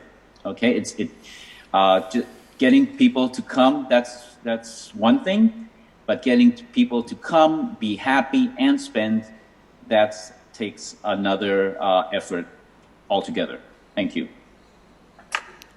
Great, thank you so much. I do have some questions online. I'm going to read out a group of them, and anybody who wants to jump in to answer, they're very specific questions. Sorry, could I add to the second question as well? Yes, absolutely. Yeah, in terms of targeting, I think, we're all aiming for the target that TAT has suggested. I think the nature of the beast is that the reason why it seems to be aimed at the luxury market is because the cost of travel and in terms of the number of tests, the insurance process, like all the process kind of, it requires a larger amount of funds in order to support, especially the increase of 14 days as well. And also another point is that we also have to look at the countries where there's been effective vaccination programs. And most of the countries that we're aiming for, it tends to be aimed at retired people because the older generation are the first to get vaccinated. So I think that's what that leads the way of what what has resulted in the segments that we're focusing now. In terms of the mass market, we definitely want this to come back as soon as possible. I think one point that's sort of out of all of our hands is that I think we've seen the success of travel bubbles being created, but it's very much a G2G effort. Being negotiated from the top. I think that could be another sort of a really great initiator for this to be a key success as well, if we're talking about opening to a more mass scheme. Yeah. Great, thank you very much for that and for your insight. Some of the questions we have been answered, and I'll go through them quickly, but I'll toss out a few, and whoever wants to jump in. Do we know when the government will just define what countries can travel? People can travel from? What will constitute a low to moderate risk country? Do tourists require $100,000 in COVID insurance, even if they're vaccinated? The answer to that is yes, I believe. We covered that. Are migrant workers being vaccinated at the hotels in Phuket as well? I'm reading these they're random and out of order. Is it 14 days or 14 nights for the sandbox? I think it was 14 nights, we said, in the current plan. Are there any flights from Delhi not on the table yet? But weddings were in one of the slides. Are Indian weddings on the table for Phuket? Anybody want to take any of those questions? I can answer a few, Vincent. Sure. Mm-hmm. Okay. Medium risk, high risk, or low risk countries, how are they defined? The Ministry of Public Health, they go by what is called the Global COVID Recovery Index. Okay. And in each category, high risk, medium risk, low risk, there are countries in there, okay? I cannot go into detail about the index, how it's formed and so on, but I can just tell you that the Ministry of Public Health, they do have a list which is known to them, okay? For obvious reasons, they need to have this list to identify, risks, I guess. And this list is updated every 15 days, okay, according to the actual infection situation in each country. Okay, so meaning that a country might be a medium risk for this period, but it can move to either a low risk or a high risk country in later days. Okay, so but it can also be still remain a medium risk country. Okay, so that's one answer. The other one. Can I just ask? Does that make it a little bit harder to sell in advance if the status of a country could change? It can. But what we've seen, Vincent, is that a lot of the countries that were medium are now moving to low. Okay, and likewise from high they're moving to medium. Okay, some countries they've been low risk to begin with because they've been controlling the pandemic, the infections quite well.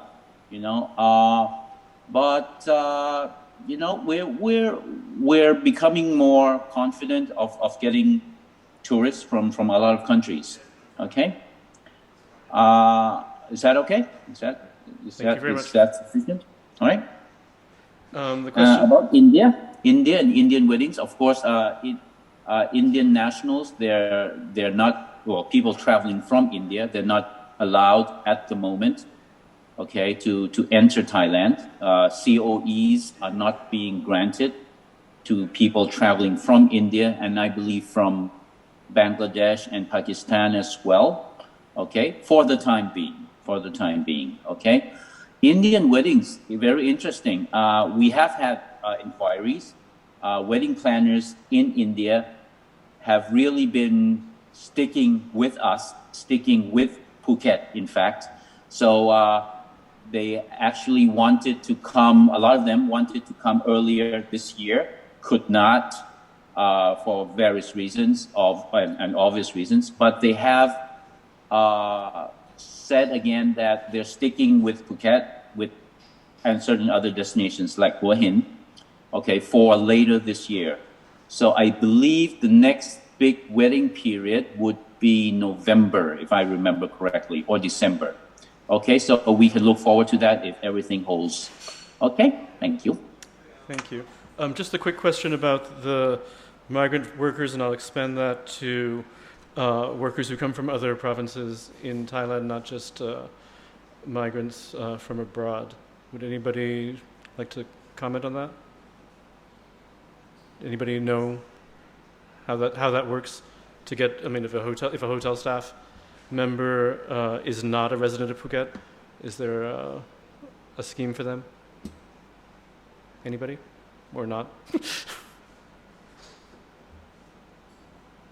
Okay. No. And Marisa and others. Okay, Marisa or Anthony, do you have any idea? I believe that the governor of Phuket province has said that anyone who works in the tourism industry in Phuket, regardless of whether they have a domicile in Phuket or not, will be vaccinated. Okay, so that's the goal. That's the goal. Okay, if they are indeed working in a hotel, in a restaurant in Phuket, they should be vaccinated. That's what he said. Right now, they're vaccinating anybody that has a work permit, irrespective of your nationality. So I think that answers the question. Yes, they are, whether they're Filipina or whether they're from any other country, they're being invited, if they've got a work permit, to be vaccinated right now. And that's working quite well. Excellent. Anthony, since you're there's a question about the percentage of Phuket hotels that are closed and expected to reopen. Do you have any figures? Well, it's a moving target, and it was very hard to track down all of the hotels that are now closed temporarily and to pin them down as to whether they would reopen on July the 1st or not. When we surveyed our only 80 members, I mean, you know, and Marissa's Thai Hotel Association represents actually more. We were given the impression that about 50% of those surveyed said they're waiting and seeing how this unfolds, with a hope to really generating enough cash to reopen at a time that, you know, no one is going to reopen a hotel to sub 10% occupancies. The hotel owners that are closed because they don't have cash. To bring all of those staff back from being furloughed, to re-employ people, to train people, to do all that maintenance, takes a lot of resources and investment. And so we're not getting straight answers, is the answer to your question. I would probably hesitate to guess that 40% of the hotels in Phuket are still closed. Probably 50% of them are going to open in July.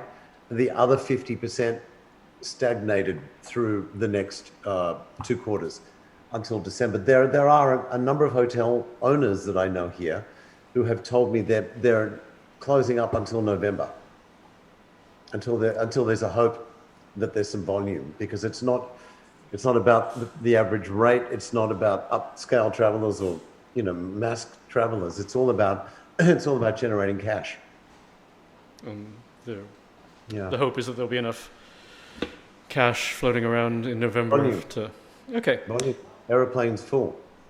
Thank you very much. There are a couple of questions about contingency plans. Kunjatan mentioned that there are plans for what happens if there are reported cases or a cluster.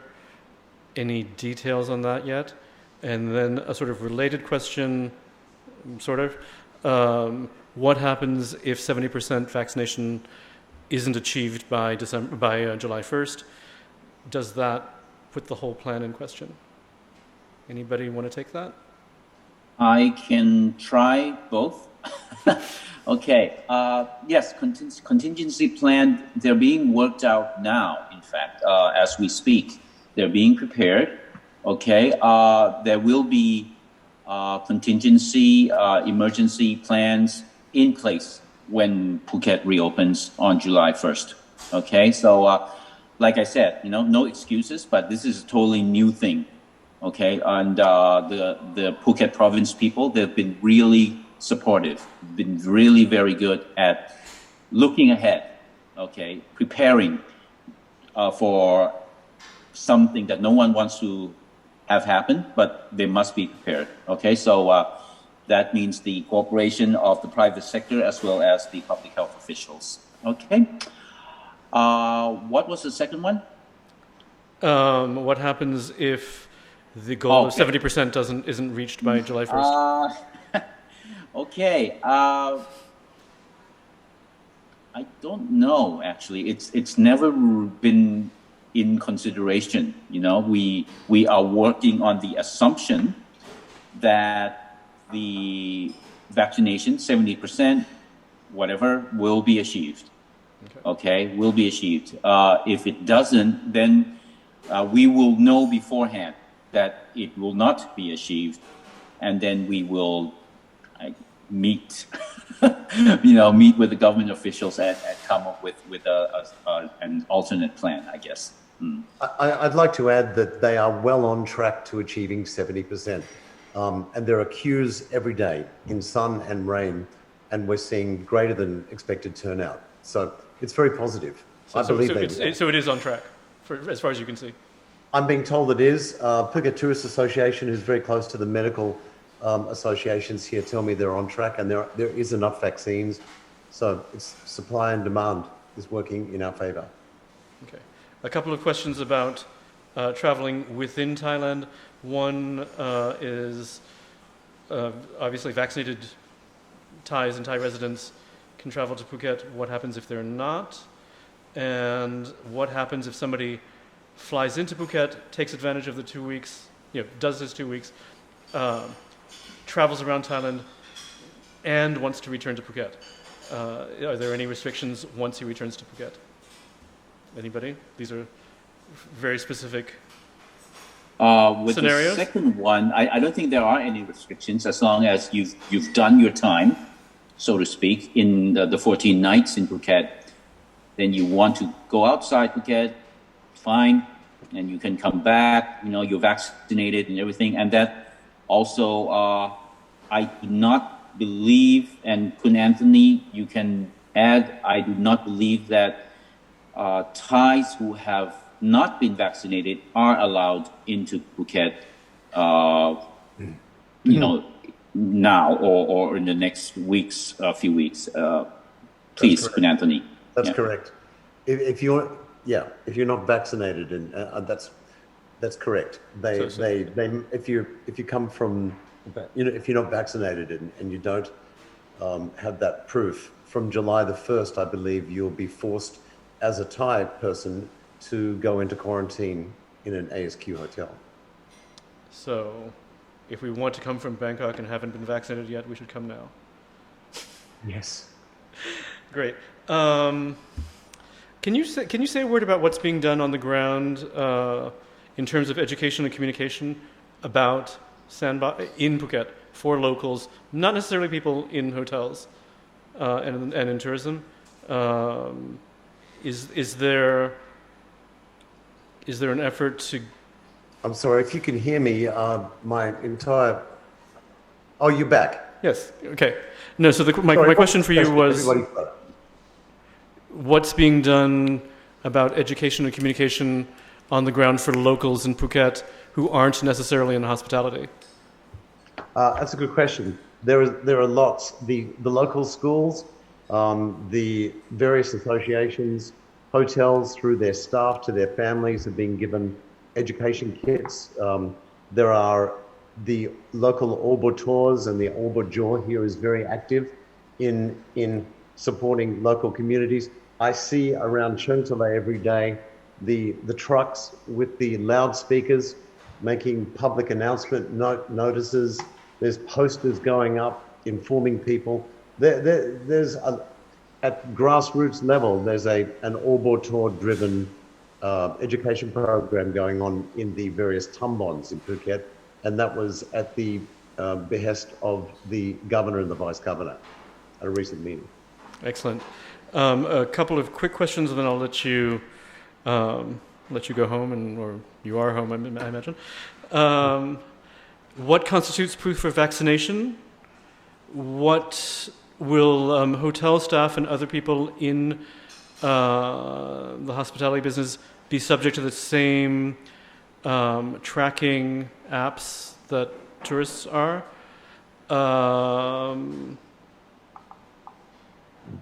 What questions have we not answered yet? Will people be able to check into a private villa or residence that they have? That's when they arrive from, the answer is no to that, I imagine. It has to be an SHA plus certified accommodation for the first 2 weeks. Is that correct? Just on that question, what we're hearing now on the ground is that you can imagine how many privately owned villas there are on Phuket, and all of the vaccinated villa owners now overseas are hoping to come back to their villa for the first time in months and months and months, and are being told they can't sleep there or they can't come in, even if they're vaccinated. And so there's all of this talk and speculation about, okay, if I'm a millionaire villa owner owning a big cliffhanger villa off the west coast, can I come check into the cheapest 400 baht a night hotel that's SHA plus? Don't sleep there, but check in for 2 weeks and then just go and sleep in my big villa, because they're not tracing where you go in the cars, and so there's a lot of speculation about that as well. Is there any plan to get SHA plus certification for private residences?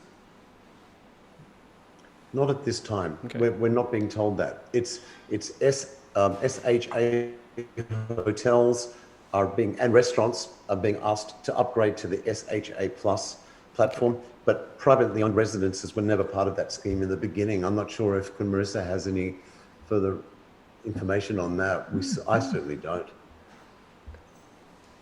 I No. haven't heard anything on that. Okay. So the other questions, what constitutes proof of vaccination, and will anybody else, including hotel staff, be subject to the geolocalization apps? And one more question that will go with that is, are there any penalties if you do, I mean, if you try to get around the system and you check into one hotel but you don't actually stay there, or is there any sort of penalty or fine involved or that's planned for that? Anybody have any ideas? Last I heard was that the hotels have to report their registry to the government. I don't know which agency, but I was told that the hotels had to be responsible for the whereabouts of their guests. Oh, my Lord. Yes. Which, by that meaning not constantly monitoring them, but just having a registry of their guests, and which hotels do anyway.